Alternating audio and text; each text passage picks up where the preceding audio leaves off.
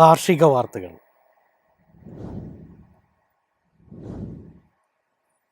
Indian basmati അരി കയറ്റുമതിക്ക് പുതിയ വെല്ലുവിളിയായി പാകിസ്ഥാൻ.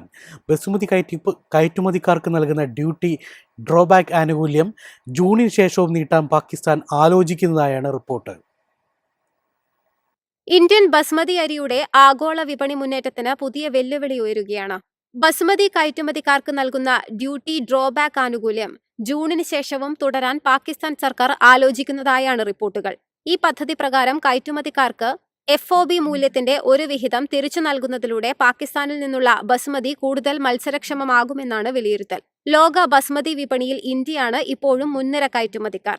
എന്നാൽ വിലയിൽ ചെറിയ മുൻതൂക്കം പോലും ഗൾഫ്, യൂറോപ്യൻ വിപണികളിൽ വാങ്ങൽ തീരുമാനങ്ങളെ സ്വാധീനിക്കാറുണ്ട്. ഇതിനിടെ ഇറാൻ മേഖലയിലെ സംഘർഷവും ഹോർമുസ് കടലിടുക്കിലെ തടസ്സങ്ങളും കാരണം ഇന്ത്യൻ ബസ്മതി കയറ്റുമതിക്ക് നേരത്തെ തന്നെ സമ്മർദ്ദമുണ്ട്. ഗൾഫ് രാജ്യങ്ങളിലേക്കുള്ള കയറ്റുമതിയിൽ മന്ദഗതിയും റിപ്പോർട്ട് ചെയ്യപ്പെട്ടിട്ടുണ്ട്. പാകിസ്ഥാന്റെ പ്രോത്സാഹന നയം തുടർന്നാൽ വില മത്സരം കൂടുതൽ കടക്കുമെന്നും ഇന്ത്യൻ കയറ്റുമതിക്കാർക്ക് വിപണി വിഹിതം നിലനിർത്താൻ കൂടുതൽ ശ്രമം വേണ്ടിവരുമെന്നും വ്യാപാര രംഗം ചൂണ്ടിക്കാട്ടുന്നു. പുതിയ വിളവെടുപ്പ് സീസൺ ആരംഭിക്കാനിരിക്കെ ബസുമതി വ്യാപാര മേഖലയിലെ ശ്രദ്ധ മുഴുവൻ ഇപ്പോൾ പാകിസ്ഥാന്റെ അന്തിമ തീരുമാനത്തിലേക്കാണ്.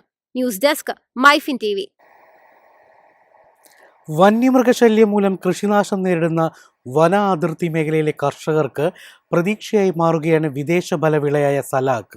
ഇന്തോനേഷ്യൻ ഉത്ഭവമുള്ള ഈ പാമ്പുപഴം മികച്ച വരുമാന വിള മാത്രമല്ല, വന്യമൃഗങ്ങളെ അകറ്റി നിർത്തുന്ന ഫലപ്രദമായ ജൈവവേലിയായും ശ്രദ്ധ നേടുകയാണ്.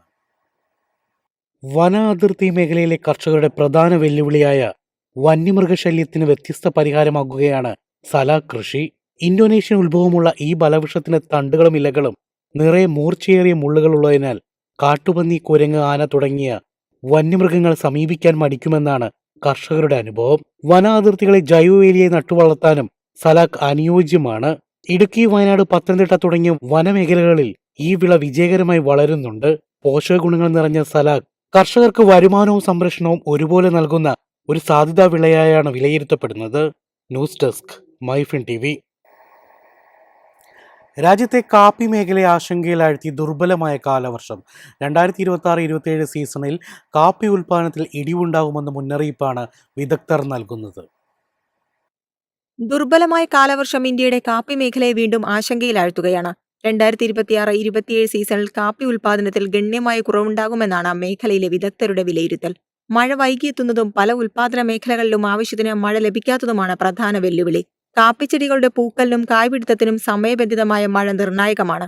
എന്നാൽ ഇത്തവണ എൽ നിനോയുടെ സ്വാധീനത്തിൽ മഴയുടെ ലഭ്യത കുറയുകയും ഉയർന്ന താപനില തുടരുകയും ചെയ്യുന്നത് ചെടികളുടെ വളർച്ചയെ പ്രതികൂലമായി ബാധിക്കുമെന്നാണ് റിപ്പോർട്ടുകൾ സൂചിപ്പിക്കുന്നത്. രാജ്യത്തെ പ്രധാന കാപ്പി ഉൽപ്പാദക സംസ്ഥാനങ്ങളായ കർണാടക, കേരളം, തമിഴ്നാട് എന്നിവിടങ്ങളിലെ കർഷകർ കാലാവസ്ഥയെ ആശ്രയിച്ചാണ് പ്രതീക്ഷയോടെ കാത്തിരിക്കുന്നത്. ഉൽപ്പാദനം കുറഞ്ഞ ആഭ്യന്തര വിപണിയിലും കയറ്റുമതി മേഖലയിലും സമ്മർദ്ദം വർദ്ധിക്കാനിടയുണ്ട്. ആഗോള വിപണിയിൽ ആവശ്യകത നിലനിൽക്കുമ്പോഴും കാലാവസ്ഥാ വെല്ലുവിളികൾ ഇന്ത്യൻ കാപ്പി മേഖലയ്ക്ക് വലിയ പരീക്ഷണമായി മാറുകയാണ്. News desk, Myfin TV. എളുപ്പത്തിൽ സമ്പാദ്യം വളർത്താം. ഇന്ന് തന്നെ മൈഫിൻ TV ആപ്പ് ഡൗൺലോഡ് ചെയ്യൂ.